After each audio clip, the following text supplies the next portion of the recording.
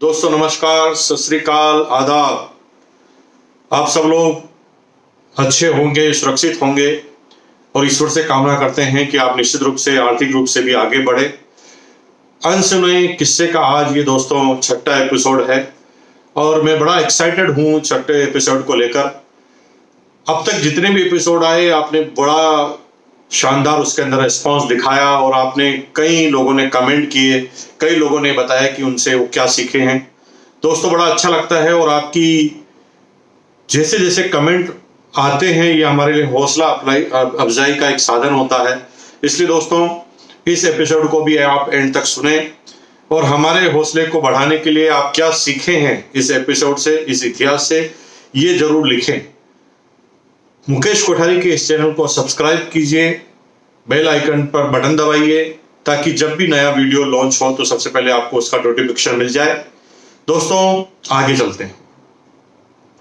अब तक हमने देखा था पिछले एपिसोड में कि कंपनी की कैसे मीटिंग हुई और मीटिंग में किस तरह के चैलेंज आए और किस तरह से पहली बार आरसीएम की मीटिंग का चार्ज लगाया गया, चार्ज को लेके कैसे विरोध हुए, ये सारी बातें आपने पिछले एपिसोड में जानी। दोस्तों आज हम इससे आगे की बात करते हैं। दोस्तों अब कंपनी का पहले महीने जो टर्नओवर था उसके बाद दूसरे महीने टर्नओवर कम हुआ, तीसरे महीने और टर्नओवर कम हुआ। तभी इस कंपनी में मैंने सुरेंद्र सिंह राठौड़ जी जो भिलवाड़ा के थे उनको मैंने ज्वाइन कराया, जो मेरी कंपनी में ही थे। मैंने ज्वाइन नहीं कराया, मेरी कंपनी में ही थे और उन लोगों के सपोर्ट की वजह से इस बिजनेस में ओपी शर्मा जी जो थे वो एक्टिव रूप से आ गए थे और एक्टिव रूप से आने की वजह से ओपी शर्मा जी ने अलग अलग जगह पर जाकर बिजनेस चालू किया, अलग अलग सिटी में बिजनेस चालू करके किया और चौथे महीने देखते देखते सिर्फ ओपी शर्मा जी का बिजनेस 5 लाख से ऊपर हो गया। जी हाँ दोस्तों, 5 लाख से ज्यादा बिजनेस हो गया। जो कंपनी में कंपनी के जो लोग थे वो नेगेटिव हो रहे थे, वो सब धीरे धीरे पॉजिटिव होने लगे और तेज गति से बिजनेस की बढ़ोतरी होने लगी। मेरा भी बिजनेस केवल लोकल में था और इसलिए बहुत ज्यादा प्रोग्रेस तो नहीं थी, लेकिन मैं भी पॉजिटिव था और मेरा बिजनेस भी बढ़ रहा था। उस समय हम पार्ट टाइम नौकरी के साथ इस बिजनेस को करते थे, लेकिन जैसे जैसे आगे बढ़ा बिजनेस बहुत तेज गति से बढ़ने लगा और आपको आश्चर्य होगा कि ऐसे करते करते 1 साल का समय बीत गया। आरसीएम की पहली एनिवर्सरी 15 अगस्त 2001 में भिलवाड़ा के टाउन हॉल में हुई। तो मैं आपको बता दूं कि वैसे आरसीएम को सब लोग जानते हैं कि आरसीएम की जो पहली एनिवर्सरी अगस्त है, यानी 1 अगस्त से ये बिजनेस चालू हुआ। लेकिन मैं आपको जानकारी के लिए बता दूं कि 1 अप्रैल को ही बिजनेस चालू हो चुका था, लेकिन क्योंकि अगस्त में पहली एनिवर्सरी थी इसलिए उसके बाद हमेशा अगस्त का महीना ही रखा गया और अगस्त के महीने के हिसाब से ही आरसीएम की एनिवर्सरी आज तक बनाई जाती है। दोस्तों आरसीएम की पहली एनिवर्सरी आई, काफी लोग उत्साहित थे क्योंकि कंपनी का टर्नओवर भी अच्छा खासा लगभग 30 लाख से 35 लाख से ऊपर जा चुका था पर मंथ और इसलिए सभी लोग एक्साइटेड थे। पहली एनिवर्सरी में खूब लोगों ने दम लगाया। पहली एनिवर्सरी में टोटल 6-7 अचीवर थे, उसके अंदर 2 बड़े अचीवर उभर के आए, मिस्टर ओपी शर्मा जी और मिस्टर कदम सिंह जी। दोस्तों उन्होंने उस समय होंडा सिटी कार आरसीएम के पैसों से ली थी और होंडा सिटी कार वो लेकर पहली एनिवर्सरी में आए थे। मेरी टीम के भी 50 आदमी उस एनिवर्सरी में बैठे और जैतारण, पाली, जोधपुर, जयपुर और काफी दूर दूर से लोग पहली एनिवर्सरी में आए। राजा राम सारंग जी भी उसके अंदर थे, उनका फोटोग्राफ मेरे पास भी आज है। जब मेरी पहली एनिवर्सरी में मुझे रॉयल्टी के लिए सम्मानित किया गया था तो राजा राम जी ताली बजा रहे थे और वो फोटोग्राफ मेरे पास अभी तक भी है। और मैंने यूएस के सेमिनार के अंदर जो मेरी सेमिनार हुई वेबिनार के अंदर मैंने उस फोटो को भी प्रकाशित किया था। उसके अंदर बहुत एक्साइटेड करने वाला फोटो था कि वो जिंदगी पर याद रहने वाला लम्हा था। तो बात आ रही थी कि पहले एनिवर्सरी की तैयारी हो चुकी थी और 5-6 टोटल अचीवर तैयार थे। उस समय तक कोई पिन लेवल डिसाइड नहीं किया गया था। उस समय सिर्फ ये बताया गया था कि ये रॉयल्टी अचीवर है, ये टेक्निकल अचीवर है और रॉयल्टी की कैलकुलेशन ऐसे होती है और टेक्निकल की कैलकुलेशन इस तरह से होती है। और इस तरह से पहले एनिवर्सरी में लगभग 1000 आदमी मौजूद थे भिलवाड़ा के टाउन हॉल के अंदर। भिलवाड़ा के टाउन हॉल में 1000 आदमी, खचाखच भरा हुआ ऑडिटोरियम और वहां पर 6 अचीवर को सम्मानित किया जाना था। दोस्तों मेरा ऐसा मानना है कि ये पहली एनिवर्सरी आरसीएम बिजनेस का एकदम ऐसा पॉइंट था जहां से आरसीएम बिजनेस एकदम तेज गति से रफ्तार से आगे की तरफ बढ़ना चालू हुआ। ये पहली एनिवर्सरी ने ही लोगों की आंखें खोल दी। दोस्तों ऐसा नहीं है, बिजनेस तो पहले भी चल रहा था और बिजनेस तो चलता ही रहता, लेकिन जब तक हम जैसे हैं उसको शो नहीं कर सकते तब तक हम मार्केटिंग में कमजोर हैं। दोस्तों उत्साह मिलता है देखने से। मैं अगर आपसे कहूं कि मैंने 100 फीट का हाथी देखा तो शायद आपको बिलीव भी नहीं होगा, लेकिन अगर यह हाथी मैं आपको दिखा दूं तो बिलीव होगा कि नहीं होगा? होगा। यानी बोलने से बिलीव कम होता है, दिखाने से बिलीव ज्यादा होता है। और पहली एनिवर्सरी से ये बात हमें समझ में आई कि जो भी हम कर रहे हैं उसे दिखाना जरूरी है। क्योंकि दोस्तों कई आपके टीम में साथी होंगे जो 1-2 सेमिनार अटेंड कर लेते हैं, उसके बाद वो सेमिनार में ज्यादा रुचि नहीं लेते, वो कहते हैं यार सेमिनार ही तो है, हमने पिछली बार देख ली। दोस्तों पिछली बार देखने की बात नहीं है, सेमिनार को, एक भी सेमिनार को आपको छोड़ना नहीं है, क्योंकि जब जब भी आप सेमिनार को देखते हैं तो रिमाइंड होता है माइंड के अंदर, और माइंड में जब ये बात 2 बार, 3 बार, 4थी बार, 5वीं बार, 10वीं बार जाती है, जैसे जैसे जाती है एक पेट्रोल का काम करती है और हमारी शरीर के अंदर एक तेज गति से एनर्जी आती है। दोस्तों मैं बहुत सारे एग्जाम्पल दे सकता हूं इसके बारे में, लेकिन मैं ज्यादा समय नहीं खराब करना चाहूंगा। दिखाना बहुत जरूरी है। जैसे मार्केट में बहुत सारे एड आते हैं, कई सालों से एड आते हैं, ठंडा मतलब कोका कोला। जी हाँ दोस्तों, ये एड आपने भी सुना होगा, ठंडा मतलब कोका कोला। ये एड तो कई वर्षों से आ रहे हैं, आपने पहले सुन लिए हैं सारा, फिर भी वो कंपनियां क्या पागल है जो बार बार वही एड को बार बार देती है जिसको लोगों ने देख लिया है? नहीं दोस्तों, बात देखने की नहीं है, बात है रिमाइंड होने की। जब लगातार आप दिखाते हैं और लगातार उसको रिमाइंड करते हैं तो शरीर में ये एक एनर्जी का काम करता है, दिमाग में ये एनर्जी का काम करता है। और जो लोग कंपल्सरी हर मीटिंग में और सेमिनार में आते हैं उनके काम करने का तरीका बहुत फास्ट होता है, लेकिन कुछ लोग इंटेलिजेंट बनकर सेमिनार में आना बंद कर देते हैं। वो चाहे कितने भी इंटेलिजेंट क्यों ना हो, उनके अंदर चाहे कितना भी दिमाग क्यों ना हो, वो बहुत तेज गति से आगे नहीं बढ़ते। इसलिए मंत्र है दिखाओ और एक्सप्लेन करो। जी हाँ दोस्तों, बार बार दिखाओ, रिमाइंड करो, एक्सप्लेन करो। अगर ये काम आप लगातार करें तो आगे बढ़ेंगे। पहले एनिवर्सरी का ये जो लम्हा है मुझे जिंदगी भर याद रहेगा, क्योंकि वहां पर ओपी शर्मा जी और कदम सिंह जी राठी वो अपनी होंडा सिटी कार की ओपनिंग उन्होंने कराई थी, फीता कटवाया था टीसी छाबड़ा जी से। और दोस्तों पहली बार 1000 आदमियों को, इंडिया के 1000 आदमियों को पहली बार पता चला कि जी हाँ, मल्टी लेवल मार्केटिंग से सपने पूरे किए जा सकते हैं। और 1 साल में अगर कार ली जा सकती है तो ये अगर 1 साल में कार ले सकते हैं तो हम 1 साल में क्यों कार नहीं ले सकते। और दोस्तों उस एनिवर्सरी में लोगों के सपने सजे, लोगों के सपने जगे, क्योंकि दोस्तों मुझे वो वक्त याद है। मेरे अगर इस बिजनेस के टर्निंग पॉइंट को आप जाने तो पहली एनिवर्सरी थी। पहली एनिवर्सरी में जब मुझे मेरी ड्यूटी लगी थी गेट पर पास को चेक करने के लिए, और पहली एनिवर्सरी में मुझे बीसी छाबड़ा सर ने स्टेज पर इनवाइट किया। और दोस्तों वो शब्द मैं दोहराना चाहता हूं क्योंकि वो शब्द मेरे कानों में आज दिन तक गूंजते हैं। दोस्तों बीसी छाबड़ा जी स्टेज से बोल रहे थे, दोस्तों मैं अब आपके सामने एक ऐसे डायनामिक पर्सनालिटी को पेश करने जा रहा हूं जिनकी एज मात्र 26-27 साल की है। 26-27 साल की एज में एक व्यक्ति प्राइवेट नौकरी करते हुए इस बिजनेस को पार्ट टाइम स्पेयर टाइम में बिल्ड करता है, और बिल्ड करते करते आज वो इस बिजनेस का रॉयल्टी एजेंट बन जाता है। जी हाँ, रॉयल्टी का मतलब जानते हैं आप? रॉयल्टी का मतलब है काम एक बार, इनकम बार बार। रॉयल्टी अब तक 3 तरह के लोगों को मिलती है, सिंगर, राइटर, साइंटिस्ट। सिंगर अच्छा गाना गाते हैं तो एक ही गाने की बार बार रॉयल्टी मिलती है। राइटर किताब लिखते हैं तो एक ही किताब की बार बार रॉयल्टी मिलती है। साइंटिस्ट इन्वेंशन करते हैं तो उनकी भी उस प्रोडक्ट की रॉयल्टी उनको मिलती है। लेकिन दोस्तों ये तीनों तरह की जो रॉयल्टी है ना, उसके अंदर कहीं ना कहीं दिमाग का काम होता है, ईश्वर का और किस्मत का हाथ होता है। लेकिन ये 26 साल का जो डायनामिक पर्सन आपके सामने आ रहा है, जिसने प्राइवेट नौकरी करते हुए बिना किसी एक्स्ट्रा इंटेलिजेंसी के अपने मेहनत के सहारे अपने नेटवर्क को बिल्ड किया। जी हाँ दोस्तों, और ये चौथी रोल्टी पर पहुंचा है, चौथे प्रकार की रोल्टी जिसे कहते हैं आरसीएम की रोल्टी इनकम। अब मुकेश कोठारी की यह रोल्टी इनकम जैसे जैसे नेटवर्क आगे बढ़ेगा इसकी रोल्टी को कोई रोक नहीं पाएगा, और ये रोल्टी के रूप में आने वाले समय में बड़े एचयूआर बनेगा। लोग बाग इनके ऑटोग्राफ लेंगे, लोग बाग इनका वेलकम करेंगे अपनी सिटी में, लोग बाग सम्मान करेंगे, लोग बाग गुरु मानेंगे इनको। और दोस्तों मैं बुलाने जा रहा हूं आपके सामने फर्श से उठे हुए आदमी जो अर्श तक पहुंचे, 23,000 की पर मंथ की इनकम, उस समय 23,000 बहुत बड़ी मायने रखती थी, और 23,000 की इनकम पर पहुंचने वाले व्यक्ति को बुलाने जा रहा हूं।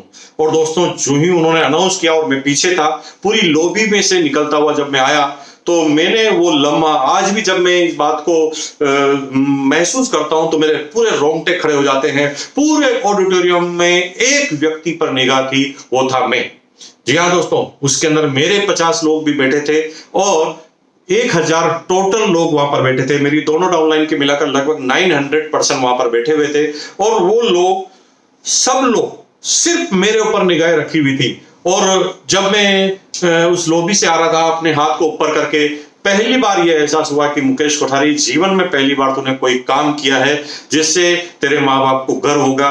मेरी वाइफ भी वहां पर थी, मेरे बच्ची भी वहां पर थी, और दोस्तों मेरी वाइफ के आंखों में आंसू आ गए उस समय, क्योंकि इस तरह का सम्मान उन्होंने कभी देखा नहीं था। इस तरह से उसके पति को इस तरह से सम्मानित किया जाएगा उसने कभी सोचा भी नहीं था। और दोस्तों इतना जोरदार लम्हा हुआ कि मुझे स्टेज पर बुलाया गया और टीसी छाबड़ा जी ने मेरे को ट्रॉफी दी, और बीसी छाबड़ा जी ने मुझे माइक हाथ दिया और कहा कि आप ये रोल्टी पर कैसे पहुंचे, कुछ शब्दों में आप अपनी बात को रखिए। दोस्तों मुझे बात अभी तक याद है, पहली बार किसी बड़ी मीटिंग में 1000 आदमियों के सामने मैंने माइक पकड़ा था, और जब मैंने माइक पकड़ा था दोस्तों, ये तेज गति से वाइब्रेट कर रहा था।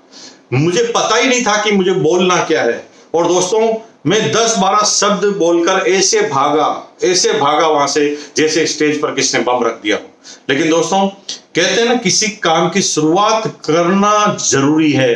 पहली बार डर लगेगा, लेकिन जब पहली बार किसी काम को कर लोगे तो दूसरी बार में डर कम लगेगा, तीसरी बार में और कम लगेगा, चौथी बार में और कम लगेगा, और यही काम आप लगातार करते गए तो धीरे धीरे आपके डर भाग जाएंगे, और जिसमें आपको डर लगता है उसी में आप एक्सपर्ट बन जाएंगे जब उस काम को बार बार करेंगे। और दोस्तों पहले एनिवर्सरी में 50 लोग वहां पर आए थे मेरी छोटी लेक से, और आपको आश्चर्य होगा कि 50 आदमी जो है 50 के 50 चार्ज हो गए, और 50 के 50 लोगों ने ये ठान लिया, उनको बिलीव हो गया। मैंने कहा था ना कि हाथी को अगर मैं कहूं 100 फीट का आपको बिलीव नहीं होगा, लेकिन जैसे ही मैं आपको वो हाथी दिखाऊंगा आपको बिलीव हो जाएगा।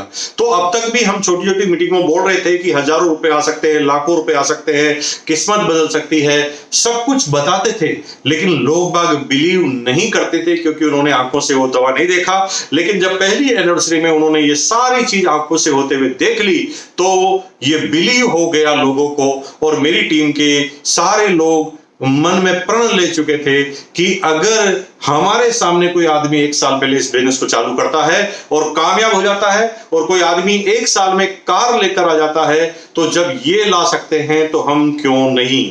और दोस्तों उस दिन से ये समझ लें कि आरसीएम बिजनेस का सही पदार्पण हुआ, मुकेश कोठारी और पूरे हिंदुस्तान का सही तरीके से बिजनेस चालू हुआ, और दोस्तों तेज गति से बिजनेस बढ़ने लगा। इतना तेज गति से बिजनेस बढ़ने लगा कि आपको क्या बताएं, देखते ही देखते जगह जगह पर लोग बाग पहुंचने लगे। हरियाणा में ये बिजनेस चला गया, ये बिजनेस यूपी में चला गया, वेस्ट बंगाल में ये बिजनेस चला गया, बिहार में ये बिजनेस चला गया, हैदराबाद, आंध्र प्रदेश, गुजरात, ऐसी जगह पर ये बिजनेस चला गया, और तेज गति से बिजनेस जो है बढ़ने लगा। दोस्तों 1 साल के बाद जो दूसरा साल आया बहुत तेज गति से बढ़ने वाला था, बहुत तेज गति से बढ़ा। दूसरी एनिवर्सरी हमने जयपुर में मनाई, लेकिन जयपुर में ये दूसरी एनिवर्सरी मनाने के बाद ये डिमांड उठने लगी कि कपड़े जो है रीपरचेज का प्रोडक्ट नहीं है। रीपरचेज तो केवल जो है कपड़े की नहीं की जाती, रीपर्चेज तो उन प्रोडक्टों की जाती है जो डेली रूटीन में इस्तेमाल होते हैं। कपड़ा तो एक आदमी एक बार खरीद लेता है तो अगले 1 साल तक कुछ नहीं खरीदता, और कोई भी आदमी अगर रेगुलर प्रोडक्ट सेल नहीं करेंगे तो कितने मेंबर बनाएंगे? मेंबर तो पूरी दुनिया में एक दिन खत्म हो जाएंगे। इसलिए दोस्तों आज इस सीखने का पॉइंट नंबर 2 है कि ऐसी कंपनियों से सावधान रहें जो केवल मेंबरशिप पर फोकस करती है, मेंबरशिप पर कमीशन देती है, किसी आदमी को ज्वाइन होने पर कमीशन देती है, क्योंकि वही कंपनियां चलनी है जिनके प्रोडक्ट रोज इस्तेमाल किए जाते हैं, रोज कंज्यूम किए जाते हैं और खत्म किए जाते हैं। दोबारा उसको यूज करने की जरूरत होती है, दोबारा उसे खरीदने की जरूरत होती है, क्योंकि डायरेक्ट सेलिंग में जब तक रीसेलिंग का कंसेप्ट नहीं रहेगा, रीपर्चेजिंग लोग नहीं करेंगे, तब तक बहुत तेज गति से हम आगे नहीं बढ़ पाएंगे। किसी भी कंपनी के चयन में ध्यान रखने वाले वीडियो के अंदर मुकेश कोठारी चैनल में मैंने इसके अंदर पूरी बात बोली है।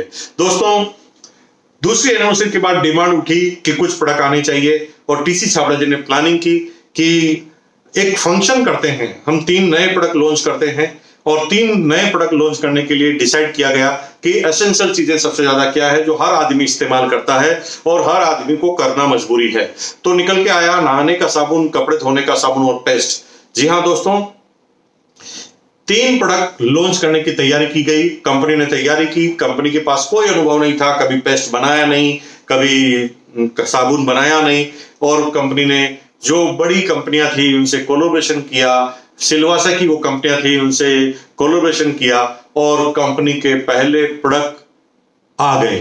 अब जब प्रोडक्ट आए तो इसे लॉन्च करने के लिए एक सेरेमनी की जाए, तो 20 अक्टूबर 2002 20 अक्टूबर 2002 को पहला फंक्शन हुआ था भीलवाड़ा में प्रोडक्ट लॉन्चिंग का। और दोस्तों 20 अक्टूबर 2002 का जो फंक्शन था, अगर सही मायने में कहें तो इस 20 अक्टूबर 2002 के बाद फंक्शन के बाद बिजनेस तो आरसीएम का कम होने लगा। जी हाँ दोस्तों, कम होने लगा, लेकिन कुछ लीडर जो है जोरदार आरसीएम को मिलना चालू हो गए।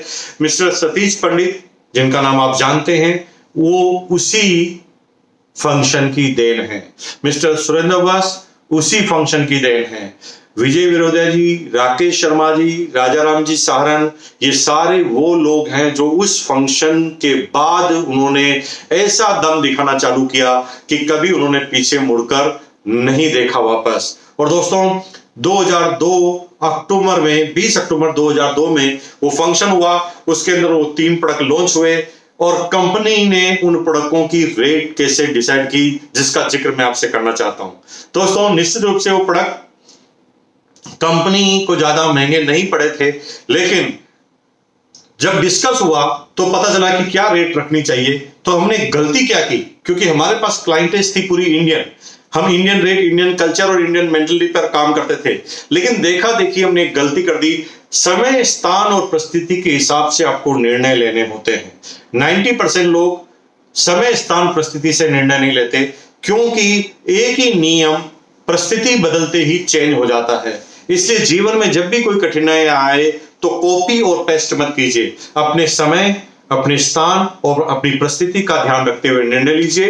कंपनी ने गलती की, समय, स्थान और परिस्थिति का ध्यान नहीं रखा, और कंपनी ने दूसरी अदर अमलम कंपनी से इसकी तुलना कर ली। एक कंपनी का पेस्ट 100 रुपए आता था, तो आरसीएम बिजनेस ने उस पेस्ट की रेट रखी 50 रुपए। जी हाँ, आरसीएम बिजनेस चाहती थी तो रेट उस समय उसकी 25 रुपए भी रख सकती थी, इतना मार्जिन उसके अंदर था, लेकिन कहा था कि इतना सस्ता अगर हम बेचेंगे तो लोग क्वालिटी को ठीक नहीं समझेंगे। और पहली बार जो पेस्ट आया कंपनी का 48 रुपीज का, नहाने का साबुन आया 18 रुपए का। उस समय जो दूसरी मल्टीनेशनल कंपनियां थी डायरेक्ट सेलिंग में, उसकी 36 रेट थी, और कपड़े धोने का साबुन तो किसी के पास था ही नहीं इंडिया में उस समय।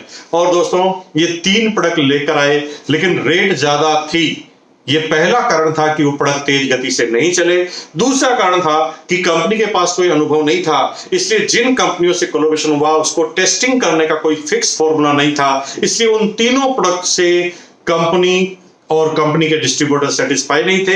वो तीनों प्रोडक्ट, अगर मुझे कहने में शर्म नहीं है कि बिल्कुल अच्छी क्वालिटी के नहीं थे। पेस्ट निकालते थे तो उसमें से पानी पानी निकलता था, नहाने के साबुन में दाने आते थे, और कपड़े धोने के साबुन में भी दाने आते थे। दोस्तों अगर यहां पर प्रोडक्ट खराब हुए और उस समय कंपनी ऐसा सोच लेती कि ये प्रोडक्ट हमें कभी और नहीं लाने हैं, तो शायद ये बिजनेस कभी चलता ही नहीं। मैंने बार बार कहा था कि बार बार अनुभव से इस बिजनेस से सीखा है और आज हिंदुस्तान का सबसे अच्छा बेस्ट आरसीएम के पास है, हिंदुस्तान का सबसे अच्छा और सबसे कम रेट का नहाने का साबुन है, आज कपड़े धोने के साबुन में भी सबसे टॉप क्वालिटी का है। लेकिन ये सब टॉप क्वालिटी हुई अनुभव के आधार पर, शुरुआती प्रोडक्ट तो बहुत खराब था। और दोस्तों पॉजिटिविटी 20 अक्टूबर 2002 के बढ़ने के बाद कम होने लगी और कम होने लगी तो बहुत सारे चैलेंज आने लगे, बहुत सारे चैलेंज हो गए। अब किसी पर्टिकुलर एक व्यक्ति का बिजनेस था और कंपनी में वो बार बार टीसी छाबड़ा जी के सामने आकर अपनी शर्तें रखता था। वो कहते थे कि बार बार इस प्लान को ऐसे कर देना चाहिए, मल्टी लेग अगर किसी को रोल्टी पे जाना है तो तीसरी लेग में भी बिजनेस होना चाहिए, और अगर टेक्निकल पर जाना है तो चौथी लेग में भी बिजनेस होना चाहिए। और क्लेश होने लगा टीसी छाबड़ा जी और उन बड़े लीडरों में, क्लेश होने लगा और टीसी बड़े लीडर्स और बीसी छाबड़ा जी में भी क्लेश होने लगा और सीधा सिस्टम जो है चरमरा गया। ये क्लेश क्या था, ये इसके पीछे की क्या कहानी थी, ये बिजनेस ऐसे क्यों चरमरा गया, ये सारी चीजों का जिक्र हम अगले एपिसोड में करेंगे। और जब जो कंपनी के महत्वपूर्ण लीडर थे जिस पर पूरे कंपनी का बिजनेस जो है जमा हुआ था, वो ही इस बिजनेस को छोड़कर चले गए, उस समय कंपनी ने कैसे सर्वाइव किया और आज हिंदुस्तान की सबसे टॉप कंपनी में से एक आरसीएम कैसे बनी, ये सारी बात मैं लेकर आ रहा हूं आपके बीच में अगले एपिसोड में। लेकिन दोस्तों कमेंट करना मत भूलना, मेरी हाथ जोड़ कर रिक्वेस्ट है। कमेंट से मुझे कोई स्पेशल फायदा नहीं होने वाला है, वेरी स्पेशल फायदा होने वाला है, क्योंकि मेरे अंदर जोश आता है आप लोगों के जब मैं कमेंट पढ़ता हूं। आपने क्या सीखा ये कमेंट जरूर करें और इस चैनल को सब्सक्राइब करें और अपनी टीम को ये वीडियो फॉरवर्ड करें ताकि वो भी इतिहास से सीखे। बहुत बहुत धन्यवाद। Thank you once again.